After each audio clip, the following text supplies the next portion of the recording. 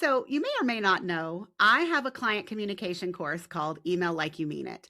And while today's guest, Geneviève, doesn't quite know this, I literally created this offer for her. And let me explain. Geneviève has been in my audience for quite some time, but she is not a Dubsado or HoneyBook user.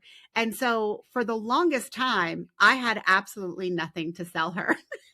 And when I started this focus on everybody needs better client communication, I did get really excited because I thought to myself, yes, I'm finally selling something that Geneviève can buy. Geneviève, welcome to the podcast. Thank you for having me. Hello, everybody, and hello, Collie. Hello, girl. So I'm going to admit this, guys. This is a case study episode. She is going to be telling you basically how she took what I offer in Email Like You Mean It and revamped her entire client communication library. But I want to say we've actually already had this conversation one time before. When people enroll in Email Like You Mean It, in the beginning, people got a 30-minute audit call where you could hop on and you could bring your emails and I would, give you feedback and help you write some more and fill in the communication gaps. And when Geneviève got on her call, she literally took the entire 30 minutes to tell me how awesome the course was. And unfortunately, the audio quality on that call was so bad, I could not reuse it. Now, don't get it wrong. I took the transcript of what she said and wrote the current case study that's on my website. But I am excited to actually talk to her because Geneviève brought up things that, like, I thought were like the smallest parts of the course, and they've actually ended up being the parts that she loved the most. So, Geneviève, let's talk about your client communication. Before the course, what was your biggest struggle with communicating with your clients? Honestly, I think just like everybody, it was just writing the same emails over and over again. And I had like a really long note, like Apple Notes, like file with like all my kind of templatized emails. So because I was trying to still make them to systematize like it Mhm. a little bit more, but it was I was just writing everything from scratch, and I actually timed myself, writing emails and client communications. They were taking so much of my time when working on projects, and I noticed I never spent less than 50 minutes writing an email, which is crazy. Mhm. And sometimes like 45 minutes because I've been overthinking stuff or trying to find the links that I need to send. It's just, yeah, it was all manual and quite time consuming. So you had information centralized in an Apple Notes, but you didn't Yes. actually have them organized. Like they weren't written as templates inside of a CRM, which is usually what I recommend. No, they weren't. So it was still better than, because before I was like usually trying to to write from scratch. I didn't even attempt, to, or had an idea to centralize them in at least Apple Notes and have like, okay, this is what I typically say to these sort of kind of messages. But then I did that. It was already like a big step for me, and I saw like it was already like improving and my in just experience communicating with clients, and also being consistent in the things that I send, because I would forget before I had even just up a note. I would forget, oh, I need to, how many links or what I need to send them, or like the information that I need to tell them. So it was already like just the first step. But then, yes, it was still not quite there yet. So before, let me ask you, did you actually map out your customer journey, which is what I teach in the course? Did you do that first, or did you just automatically jump in and start writing any email template that came to mind? What did you do first? What did I do? Like, to be honest, I did exactly what any student would do. And I jumped right in and tried to write, my client communication, like the emails. And then I get hitting a roadblock, because you can't write when you don't know where you're going, when you don't know what you're supposed to send. And so after some time, wasting some time, trying to do that, I just went back and followed your recommendations. Okay, start with the client experience first. So I used your GPT for that, the client experience GPT. And yes, we went through the entire process with the together, and into the very end of the conversation. And I was actually quite surprised when the GPT told me, "Oh yeah, that's it. We've mapped everything." And I had like the list of 27 emails that I needed to write for every single use cases. And from then, I used another TBT to write those emails. So yes, I ended up, following your recommendation, but I started by jumping right in. That's okay. Geneviève, you saw the error of your ways. Now, this is part, we didn't talk about this before, so I was curious. Okay, so you used Clara, which is the client journey GPT, and you Yes. you mapped out 27 emails. Was there anything that was surprising? Because I know when you and I hopped on that initial call, you were like, you were mentioning emails that were in that messy middle between Mhm. like booking and when you actually do the service. And then after you started the service to delivery, you were like, Yes. you have really good examples in there for photographers, but like, I don't know what to do. So after I gave you the additional suggestions on, telling your clients how to prepare for reading their quiz results, I think was one idea that I gave you. Mhm. Did you come up with additional touch points or was it only those ones that you and I discussed on the call? I absolutely did. And it was actually, yes, the most surprising like emails I didn't even know existed. And they really like enhanced the experience for my clients and for me as well. I mean, your GPT told me, yeah, hey, this Coley has this concept, about filling gaps when you have a gap between two events happening, 2 points of your customer journey. And usually it's, yeah, when people are waiting, clients are waiting for something. So when waiting for, even if they book the call, they fill out, they fill the intake form and then they're waiting for the call. And typically for me, it's like at least 48 to 72 hours to get, to jump on a call with me. So I had an email, I could now write an email for that. And also, yeah, when I'm working on a project, like a mid project check in, I had emails for that. I was able also to break down my survey, like feedback. Usually I have them at the end of a project, but with the GPT and I mean, first the customer journey GPT, we mapped up, oh, actually, because it's kind of a long thing to fill out at the end of a project. So now it's broken down to three like Whew. mini forms. And actually they fill out the form after, they book with me, they fill out a form to review or give me feedback about your inquiry process and booking process, and then mid project they fill out another form, and then at the end they fill out a form. And now I have like three testimonials from the same clients, and like reviewing different things, and it's just easier.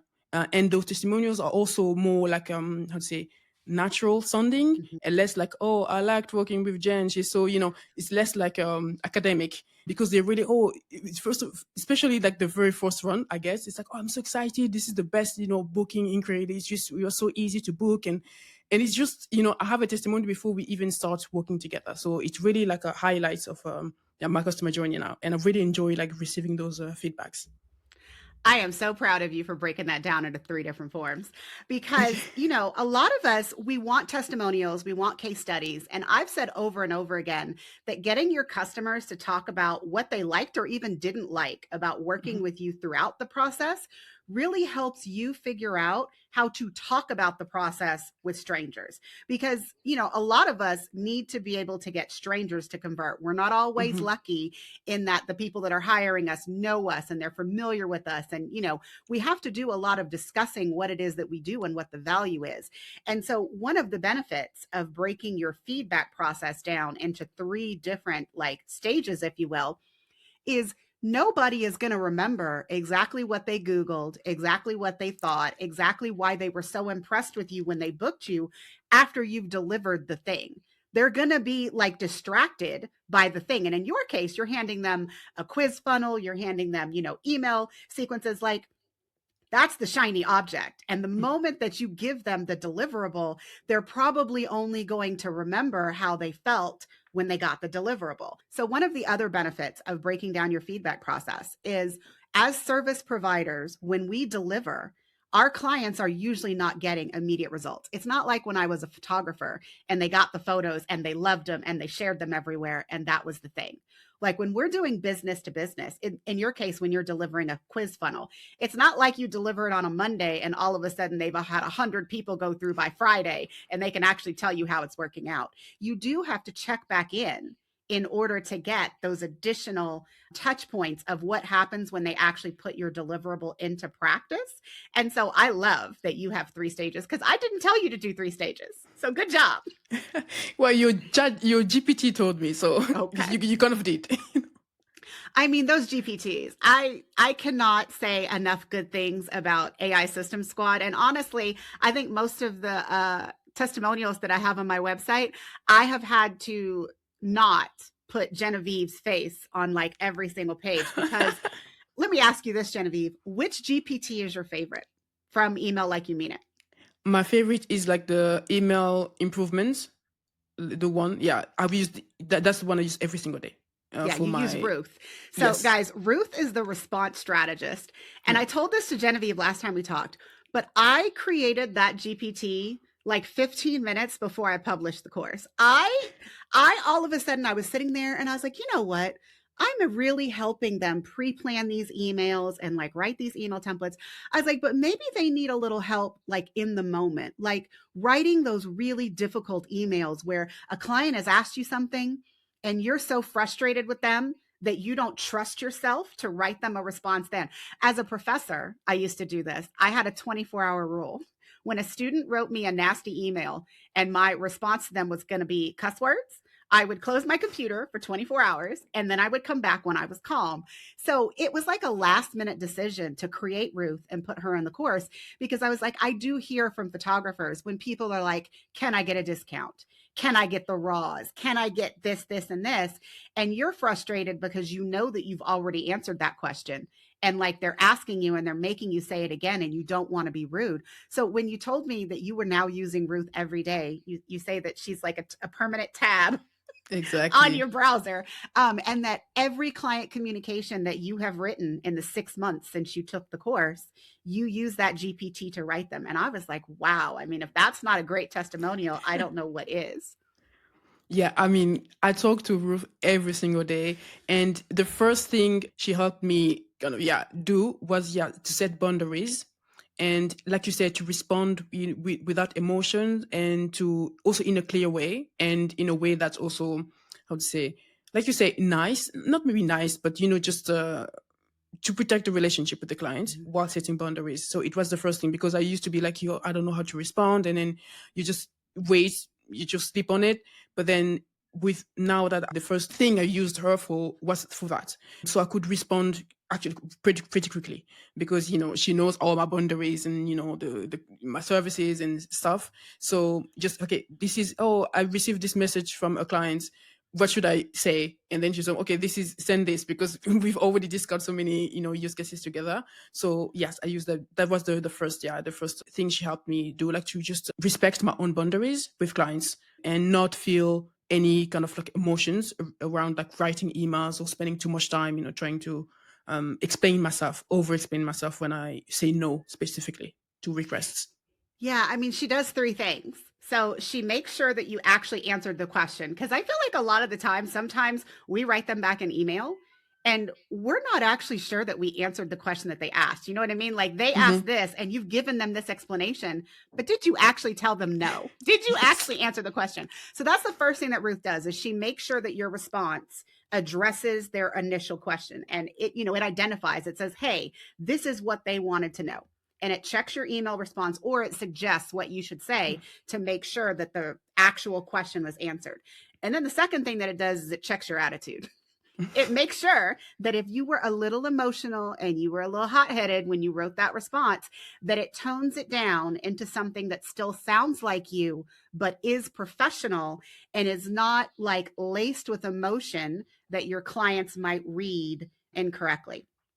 The last thing that it does is what I tell you to do in every email, which is say what comes next. And in a lot of those emails, there's not actually a what comes next. But if there is one in response to this, it makes sure that you have indicated to them, like, because if they've asked you for like a revision or they've asked you for some other deliverable and you intend to do it, you need to tell them when they can expect it. Otherwise, you're just going to get another email 2 days later that's like, hey, where is this? So I love that GPT. And I am so happy that I made it and then I put it in the course because you aren't the only student that was like, no, that GPT is pretty awesome. And I was like, man, like a last minute decision, 15 minutes. And she is getting an overhaul in January. So I have some new ideas that I plan on putting inside of her. And actually, let's talk about that one client where you had that one client who came to Hmm. you and he was asking you something. And, normally you would have spiraled, but tell me what happened after you used Ruth to write your response. Yes. So I booked, if I remember correctly, I booked the client. That's the one. Yeah, that's the Mhm. story. Because so many good things happened in the meantime. But yeah, I think a client came to me and inquired about a service, And I think it was, I don't really remember. Oh my God. It was about, it had an objection. I think it was about my pricing or something, just, oh, it's too expensive. I think that was the thing. And normally I don't know how to like answer or like in a way that's, like optimized, for conversion, but or like not over explain. And then just yes, I would typically, I was spiraling. So I put like, oh, my a draft, because usually I always give like a GPT like a draft at least. This is the outlines of what I want to say, but it's a bit messy. Can you help me just clean it up, make it like easy to read, to digest, and to sound confident that I'm answering the question like you said, and setting the boundaries, but also like just appear confidence. And I booked the client after I sent that email. And it was just, and it made me feel calm when the GPT that generated the email for me. It's like, oh yeah, this is it. This is so clear and easy. I just, copy paste it, send. And then the client said, okay, let's book. And then it was so easy. Now, guys, I'm laughing at her, but there's a background story to this. When I had a call with Geneviève and she first told me this story, you guys can tell she lives in France. She has a very happy accent, right? Guys, she said that the client booked her, and I thought she said 50K, like 50. And it actually took me a minute to realize that it was 15, but Yeah. regardless, I mean, guys, can you imagine using a GPT to write you an email that is calm and confident and puts forth your boundaries and still invites the client to book you, and they do it and then they pay you $15,000? Like, I think everybody that listens to this podcast knows I don't like using revenue as like a marketing. Your Hmm. comment that time was the first time that I ever felt compelled to go write something and actually list money and list Hmm. revenue, because I was like, if that's not something, because in the past, you disclosed to me that you probably would have hemmed and hawed. You would have taken you days to get back because you had a lot of anxiety about what to say. And in the meantime, you probably would have lost that client. Like, if you had just sent him, an email that wasn't as confident and didn't, display what your prices were and didn't like attempt to negotiate and those kinds of things. But like the fact that you wrote the email in less than 5 minutes is what you told me. And then you Yes. sent it. And then he was like, okay. I mean, sometimes we negotiate with ourselves when there is no reason to. And so that is part of having like good client communication, is if you've written these things or you have like a GPT that's helping you display confidence, even if you're not feeling very confident. This is a lot of the times what helps you get whatever it is that you're trying to get. You're trying to get the booking, you're trying to get the testimonial, you're trying to get whatever it is that you need from your client. Exactly. Okay, so we talked about Ruth and we talked about your 27 emails. Let's talk about those 27 emails. So were there any that you wrote besides the messy middle ones that Hmm. surprised you, that like you were like, oh wow, like I never would have thought of that email, but now that it's written, it's really pulling its weight inside of your client experience? Yes, a few emails that I really like, even just in the like automated reminders, because I had those already, in your scheduler, like you remind people, oh, we have a meeting coming up. And also, even just those, they have so much more personality now, and they really also use in the same, like, not just, hey, our meeting will be this time at this date, this time. It's really, okay, first reminder, we're going to say this. So and I give them like resources, like a blog post, or depending on what they booked as a service. And it's really like something to just to do in the meantime. It's not just automated and just kind of emotionless. So those ones are really, I love them now, like my automated reminders for my meetings. And another one I like also, when the client is not a good fit after a sales call. And I've booked, and not booked, but I've had so many new email subscribers, because when I tell them, oh, I don't think we're a good fit, but let's stay in touch. Essentially, it was like, let's stay in touch, join my email list and my newsletter and stuff. And this email brings me so many like new email subscribers. And so like it really like, when I mapped out my customer journey with the first GPT, it really helped me, I guess, make the most of out of the most of every touch point, not just send an email to send an email, but really to make it do something for me. And even when it doesn't work, like the relationship doesn't work out and we're not going to work together, but like they still get a good experience and I get something out of it. even if it was my decision, or maybe I say, oh, they are not bad fit or red flag client or anything, but still, okay, it doesn't show, like you said, you just keep it professional and always like enjoyable for the prospects wherever they go with me. Yeah. Genevieve, I'm going to check back with you in 6 months because I feel like a lot of people don't know what to do when someone is not a good fit. It's like, oh, we have the sales call. And yeah, you're not a good fit. And it does take a certain level of confidence to say no. There are a lot of cases where I have seen my clients, my students, fellow, business owners Mhm. say yes because they don't know how to say no. And then they really regret it. But by adding them to your email list, I want to check back with you in 6 months because I'm wondering if you end up with any referrals from those people. Because I feel like everybody looks at their leads and it's like a yes or no. If they book you, then that's revenue. If they don't, then nothing is ever going to come of that relationship again. And I guess I don't necessarily mean somebody that's just not ready to work with you, but someone that is just unaligned, period. Like, for example, not that I'm saying this, Jen, but like in a lot of ways, that would be you, right? Mhm. Because I offer Dubsado, I offer Honeybook, and you don't use either one of those. And so if I had just been like, oh, well, speaking with Genevieve is just a waste of my time. She's never going to pay me for one of my Mhm. services.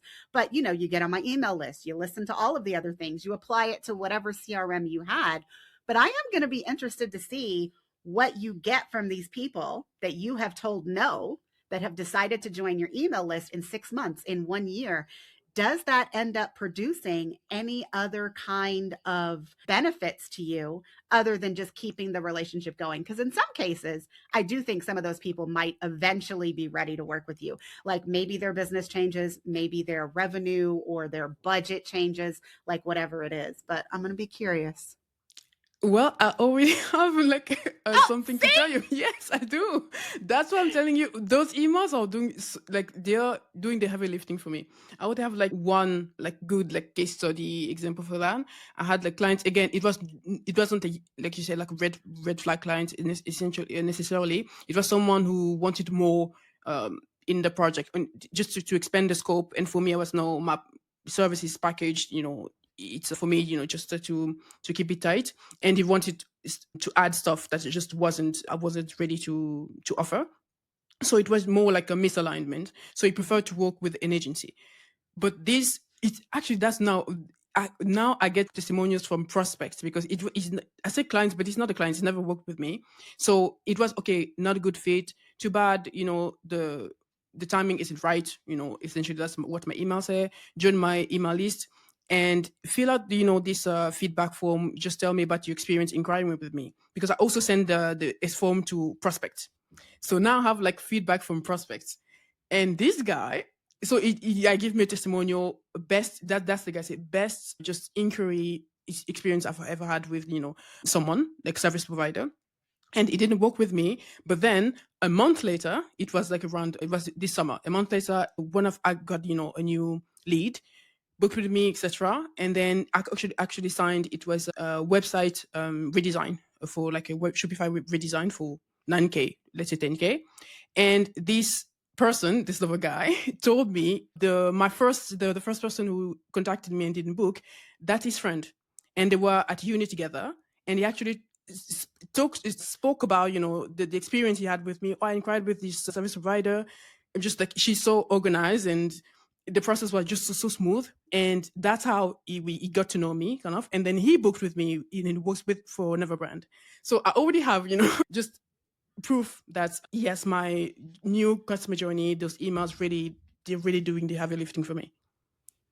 Okay, I'm gonna ask you a follow up specifically because I know. Yes. So, everybody, Genevieve doesn't use Dubsado and Honeybook. She used to use a different CRM, but recently she has switched over to using a custom Airtable hub as her CRM. And you guys know I love it. I think it's a great idea, but for most of you, I don't recommend it because when things break, you don't know how to fix them, and it's not for everybody. It's not for the faint of heart.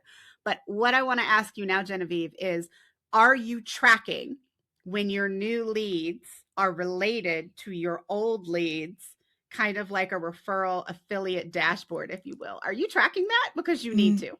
Not yet. That's such a Okay. good idea. Not Oh, yet. we're going to have that conversation when we finish recording. Yes. So, like, literally, you're going to add in another field. And under the referral, if it's somebody that, inquired with you in the past, you're just going to link it to To link, their yeah. original record so Hmm. that you can actually see. Because, like, think about it. If this guy, okay, guy number one, let's give him a name, Yes. Dave. Dave. If Dave didn't hire you, but his referral to someone else ended up bringing you that 10K Hmm. website project, and then that guy ends up giving you 1 to 2 leads who end up booking, and let's say each of them is 10K, that's actually $30,000 that you can attribute to someone who Yes. didn't even book your services. Okay. Like, Yes. wow. Yes. That's such a good idea. I need to do that. I mean, I've had such a hard time convincing people of the value of improving your client experience emails. Every time I'm launching the course or I'm trying to convince people, I talk about client communication nonstop, and people still come back to me and they're like, no, my emails are fine. I just really need to work on workflows. So, Geneviève, if someone told you that, what would you say in response to really wrap up how much effort someone should be putting into their client communication? Honestly, I would say no. Client experience is just, it's not even just the cherry on top. It's really like the foundations. And of course, your service provider, you do your job well, but that's just not enough. Even with the repeat clients I get, retaining my clients, it's the client experience. They come back because they had a good experience. So because I've worked with clients where we put like, yes, I deliver something and we don't maybe get the result that we were expecting, and they still come back. And it's because of the client experience, because working with you is so easy and enjoyable. And now I have testimonials, so many more testimonials, not just about all my skills. Oh, she's really good at her job. It's like, it's a pleasure to work with her. It's easy. I never have to think about, yeah, the best, like testimonials I love, like feedback I love having is, I never had to think about what you were doing, what was going on, what's going to come next. I always knew, like at all times, feeling confidence, like, I'm investing in someone, and I have confidence like you're taking charge, you're in charge of things. That's what they say. And now I even have testimonials, but prospect who didn't work with me, just to show how much I think we are very sensitive to the way we are treated, and people remember that. And there's a famous quote about that. People, you won't remember what you say or what you did, but they will remember how you made them feel. And if you make them feel bad, the buyer regrets the regret that comes right after the book with you. It's very hard to fix that. So you need to work on your client experience, really. Mm-hmm. Let's talk about one more thing before we wrap this up, Geneviève, because I haven't asked you this. You already talked about repeat clients.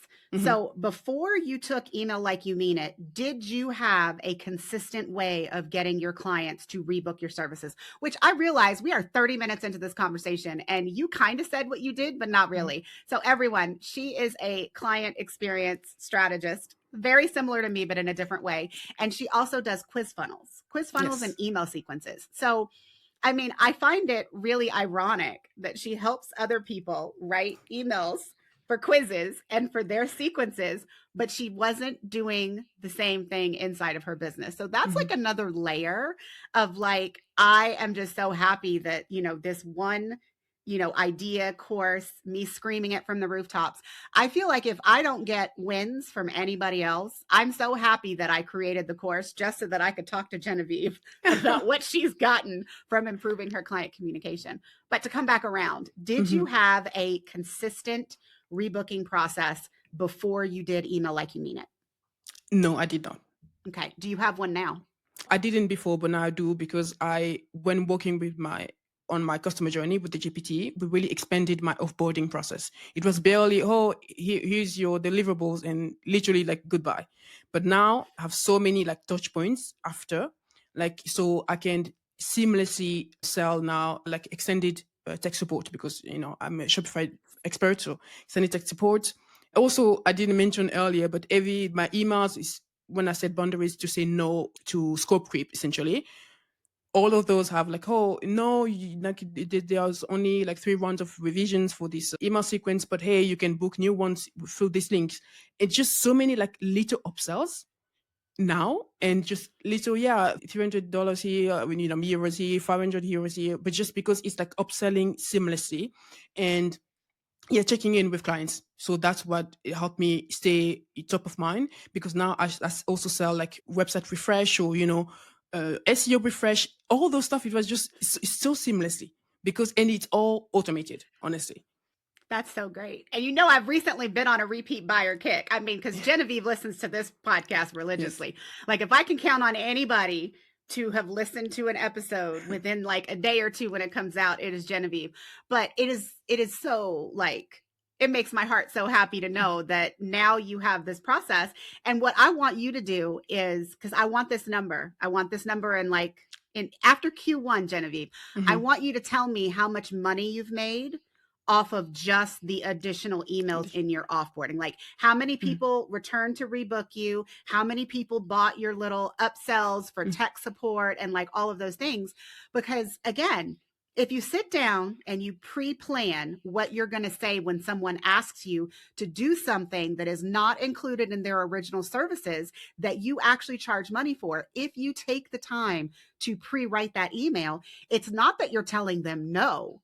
You are providing them with the vehicle that they need to actually say yes and book the service for that. So, I mean, if we could just reposition that, like if people could just hear nothing else out of this conversation except every time you pre-plan how to tell somebody how to add on a new service that is not included, you are not telling them no. You are telling them, well, that's not in your original service, but here's a link and this is how you can add it on. And then you give them a time frame. I can have that done for you in the next week. That is how you treat your customers well. That is how you don't feel negative about telling people no, no, no, no, no, because nobody wants to be like a Nancy no. Nobody wants Mm-hmm. to just keep telling people no all the time. That's fabulous to hear, Geneviève. Yes, and and those offers, I created them from scratch. I didn't have them before, so it's really like extra revenue out of nowhere, kind of, because I wanted like working on the customer journey, and then the emails. Yeah, with the GPTs, like, hey, we can like offer them something. I say, oh, don't you have like a something tech support? They can extend. Say, oh, I want. Yes, because they're going to inquire about, oh, I want, can you fix this? Oh, I'm sorry, it's outside tech support, like your tech support is expired, but the answer is, but you can extend it by this, and it's enough. I didn't have the full, so I just created a checkout page, and so it's really honestly also like kind of hidden revenue. I didn't know where they are, and those, yeah, upsells are so easy just to offer to clients. And like you said, it's not no, it's like, here's your option, and Here's you your can say option. no to the offer, but I'm not saying no to you, to your Mm-hmm. request, essentially. Yeah, you get to make the choice whether you pay me to Yes. do it or not. But I'm not telling you no. I'm just telling you how I Yes. can do it for you. Geneviève, one more question. Because again, like I feel like we could go down this rabbit hole forever. You're using Airtable. When clients are sending you their requests, are you using a support ticket system? For now, yes, Okay. but yeah, yeah. You know what you could do? You could Mm-hmm. actually make those emails automatic. So when someone inquires with you, like if they're filling out a support ticket and they're Mm-hmm. not actually emailing you, if you have a date in your Airtable that is like their support ends on this date and they send you that email, you could actually automatically send them a response that says, oh, your support period has ended. If one of these is what you're looking for, here's link number 1 for additional tech support. Here's link number 2 to book your website refresh. Here's link number 3 to whatever. And you could just automate that. You could just have Airtable look at the date when their support ended and automatically send that so that you aren't even having to like send them that email. It could just be automatic. Yes. Oh my god, I love your brain, because I didn't even think about that. Yes. Oh my god, I I'm going love to do that. Airtable, girl. I mean, if I could, I would honestly, I think that the benefits of using Airtable as a CRM are endless. But the problem is, again, using that for lots of people, like I am trying to simplify people's lives with a CRM. And there are just a lot of instances where that is just too much. But no, if you are using Airtable as your CRM, I mean, my goodness, there are so many things that you could do, especially since you love the automations. Like you took all those things that you were doing by, from scratch before. And now, I mean, if I had to ask you what percentage of your processes are now automated after mapping out your client experience and writing all of those communications, like what percentage of all of that is automated now? It's 80%. And if 80%. I yes, yeah. I looked it up because Of before they course had you did. the yeah, 80% of all of my communications are automated. Geneviève, that's amazing. Okay, guys, again, Geneviève is someone, every time she says something, I think of a new question. And so I am going to end this now.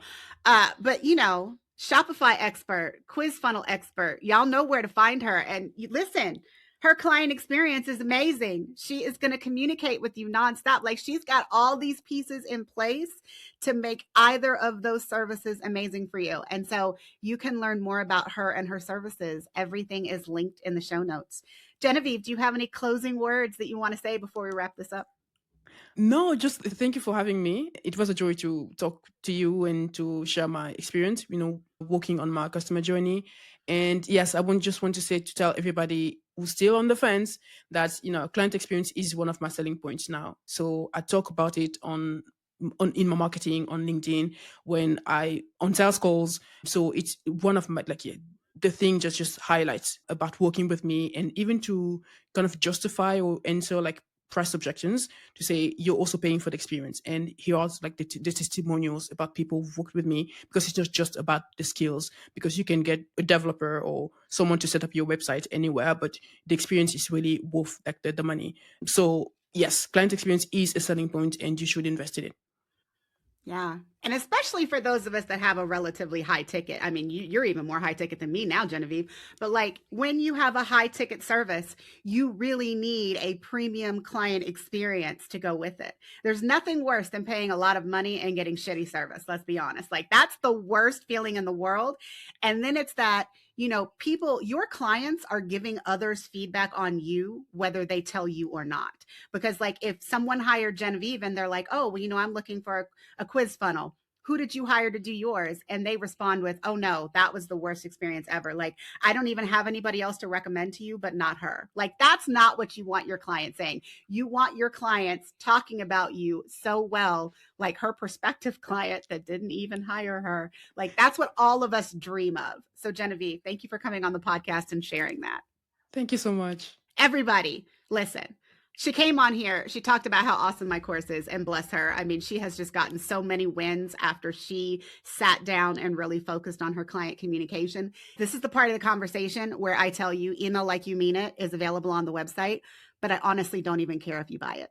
I have a freebie called Emails That Convert that you can get at any time, and it walks you through my 3P framework on how you can write these emails that build trust and confidence for your clients throughout your whole customer journey.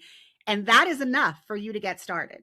But one thing that I need from all of you in 2026 is a recommitment to your client communication and your client experience so that everyone that talks to you, whether they hire you or not, has nothing but good things to say about you because it will come back to you tenfold.